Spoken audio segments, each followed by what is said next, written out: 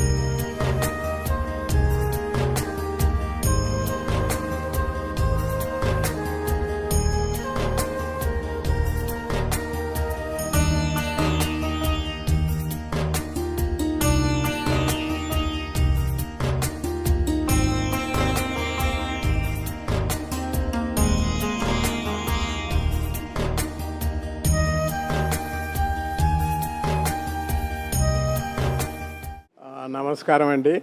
నా పేరు కోడం సత్యనారాయణ. మా ప్రాపర్ సంగం గ్రామం.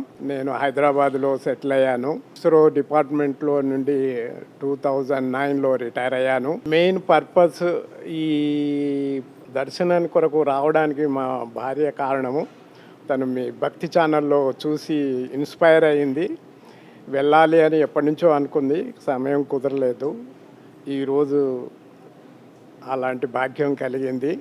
మేము చాలా అంటే ఆ డెవలప్మెంటు అది ఆ కమిట్మెంటు చాలా ఇన్స్పైర్ అయిపోయాము.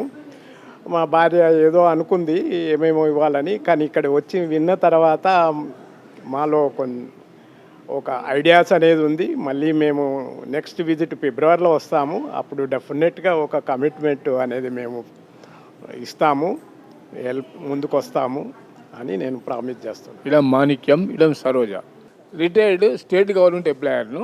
సరే, మా బంధువులతో కలిసి ఒక కార్యక్రమానికి ఇక్కడ చేరుకున్నాము చోటుపల్లికు. అట్లాగే వారి కోరిక మేరకు మాకు కూడా కోరిక ఉంది, ఈ యొక్క అనాథాశ్రమాన్ని దర్శించాలన్న కోరిక మనసులో ఒక మెదులుతూ ఉంది. ఇక మా ఆవిడ గారి సంతోషం ప్రకారం మేము కూడా వచ్చాము. ఇక్కడ విషయాలు చూసాము. ఇక్కడ చేసిన సేవాభావం అయితే ఉందో అది చాలా చాలా అద్భుతంగా అనిపించింది. సరే, భవిష్యత్తులో మనకు కూడా ఏదో కాస్త సేవ పనులకు వెళ్ళి చేయాలన్న ఆలోచన ఒకటి మనసులో మా వారికి వచ్చింది. తర్వాత భవిష్యత్తులో మళ్ళీసారి వచ్చేది ఉంది.